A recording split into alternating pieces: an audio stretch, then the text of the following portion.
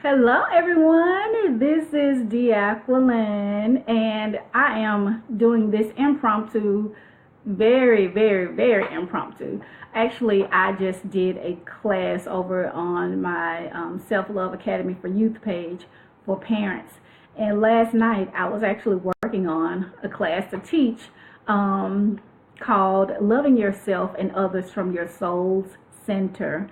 And I was just sitting here right after I'm like literally I just finished that, and I said, you know what, why don't I go on my page and share the notes and share about how to love yourself and others from your soul's center.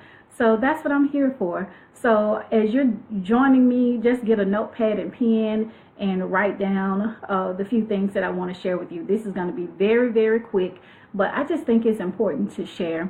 I'm an advocate of love. I am really in a place in my life where love is the most important thing to me. And I always make sure that I am really walking in love. And it's not always easy at all. And it requires a constant mindset of, making sure that I am doing some of the things that I'm about to share with you, but also making sure too that that I embody love so that I can love my family and love the people that I'm called to, just love everybody. And as a matter of fact, my niece and I were talking about that recently, about loving and liking and the difference.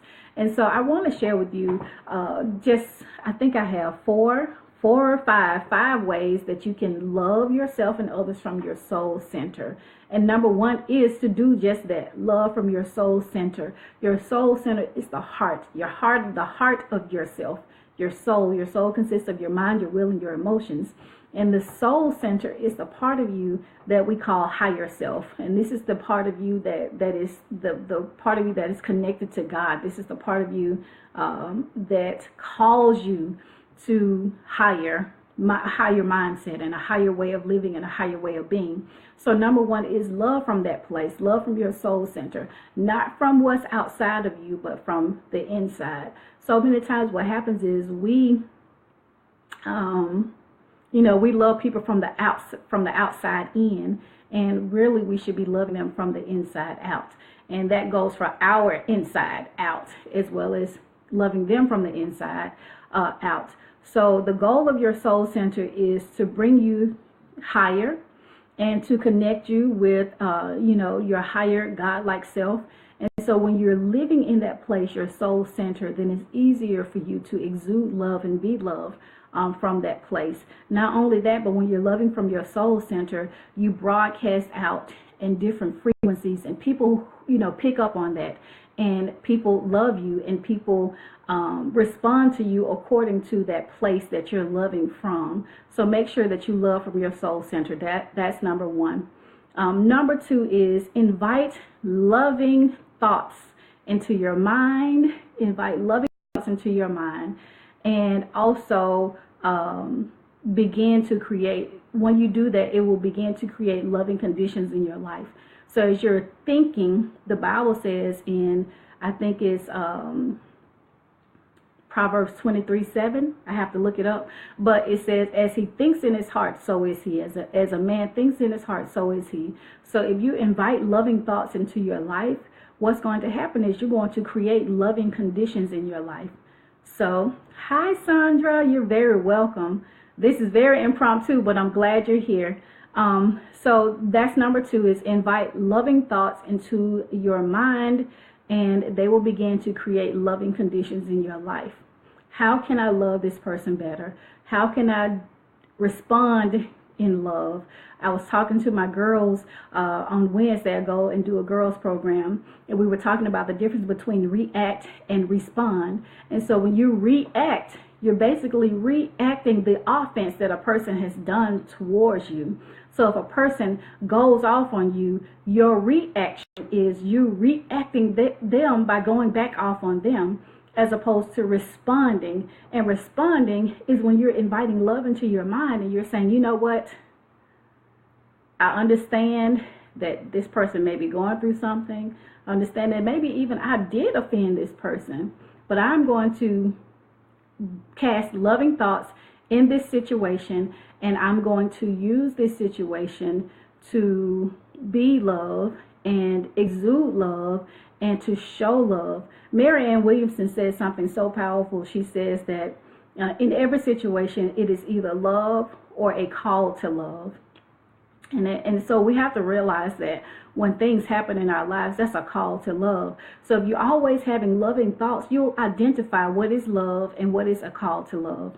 So that is number 2, is invite loving thoughts into your mind, and you will begin to create loving conditions. Number 3, speak loving words. Speak loving words.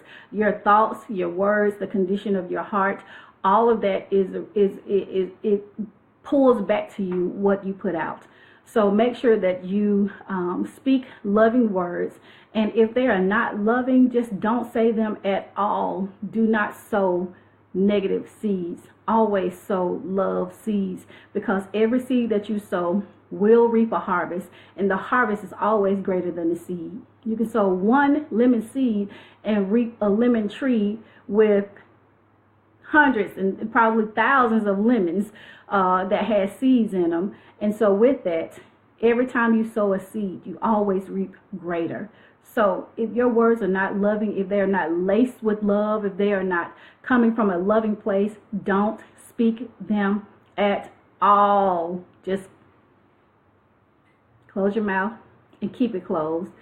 My mom used to say, bite your tongue until it bleeds, but don't speak unloving, ill-gotten, negative words, because the words that you speak will reap a harvest in your own life. So that is number 3, is speak loving words. The 4th way to love yourself and love others through your soul center is, let me say this, I haven't even studied this. I just wrote these down, so this is really impromptu, but that's okay. You still can get the message, okay? Number 4 is love yourself put yourself rather in situations. Look at my notes. I can barely read my own notes. Put yourself in situations where you will be more loving. Put yourself in situations where you will be more loving. In other words, like I said, Marianne Williamson quote is that, every situation is either love or a call to love. So put yourself in a situation, and again, this goes back to having that love mindset, that, okay, this is a situation that I can really exude love. There may be, certain people in your life that maybe you can't stand, you don't want to be around, but maybe that is a call to love for you.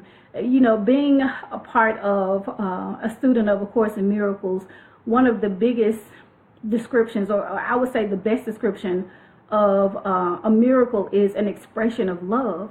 And so if you want to be a miracle worker, if you want to be a conduit of miracles, then guess what? You're going to have to put yourself in situations where you are called to love something or love someone to life. And that's what we're called to do. So not every relationship in your life that gets on your nerves is for you to end that relationship. I'm going to say that one more time. Not every relationship in your life that gets on your nerves is called for you to end. It's a call for you to end that relationship. Perhaps that relationship is a call for love. And there's a lesson for you to learn. There's a lesson for that person to learn. But more than anything, there's a miracle that's supposed to be birthed out of that relationship. Now the key to knowing which relationships to strive with and which relationships to let go is to pray. Pray, pray, pray.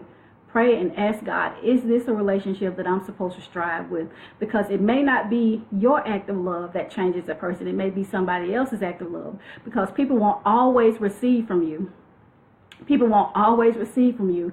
The Bible talks about Jesus when he went back to Nazareth.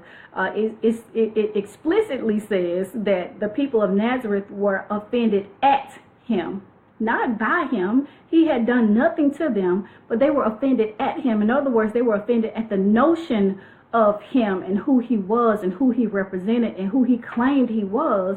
And they were so common with him that isn't his sisters, among us? Isn't, this is the carpenter's son. They were so common, but they were offended at him. And so people are going to be offended at you and not necessarily by you. And those may not be the people that you're called to strive with, the people that you're called to work miracles in their lives and allow them to work miracles in your life. So with that, putting yourself in loving situations means having the mindset that I'm going to exude love in this situation, but also knowing that that there are some people that really need you to love on them. So don't just get rid of people just because. Pray and ask God, is this a relationship that I'm supposed to strive with? And number 5, and this is a great way to love yourself and others from your soul center, and that is to send loving energies, mainly loving thoughts, loving prayers, loving affirmations, loving feelings to them. And you can do this to yourself. You can do this to your past, because you can't go back and change your past, but you can send loving energies to your past, forgiving energies to your past. I did this in my past and I'm so ashamed, but you know what? I send forgiving energy. I forgive myself. I forgive myself. I forgive myself. You can do that in the present. You can send loving energies to yourself and to other people now. Send them loving energies. They may have offended you last week, last month, an hour ago, whatever. Send loving energies to them now. I send loving energies to this person. There have been people that I have never met before that I was offended at, not by, because they had never done anything to me. I was offended at them, the notion of them. But what I did was I meditated and I sent loving energies to that person, and I, in my mind, ask that person for forgiveness for me being offended at you. I don't know how or where this came from, but this is what the Spirit of God led me to do. And once I did that, I was so released by that offense. I was so released by the things that I thought or felt about that person and these people, I would say, because it was a couple of them. But once I sent those loving energies and I asked for forgiveness in my mind and in my heart, and I released it, like everything that I thought bad about that person, everything that I, was offended at, went away. It just went away. It just died, because I was building up something in my heart, and all it was is just energy, negative energy. I was building something up in my heart that had no solidity to it. Nothing was done. Nothing was said to me that I could put a hammer on the nail.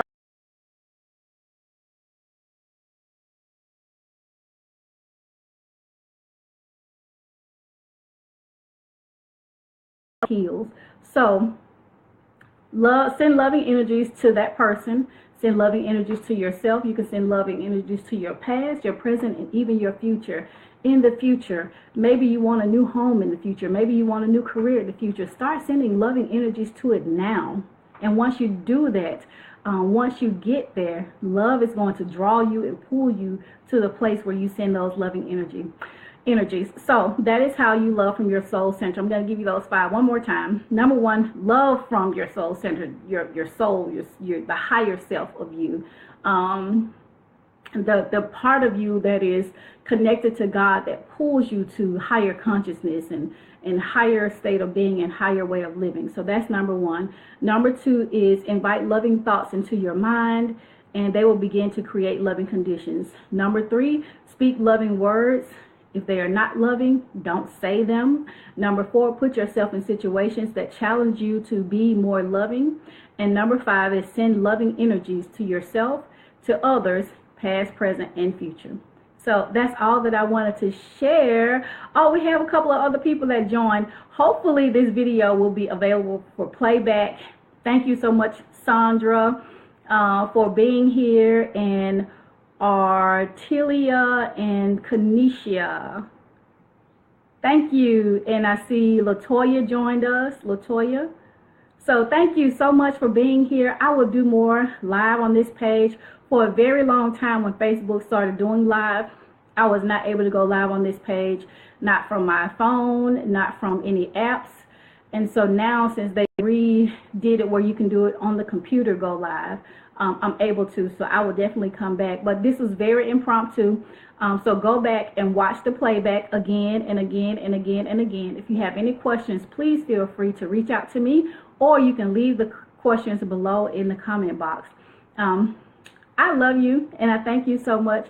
Remember this, that you are great in Christ, and you are powerful beyond measure. Be blessed.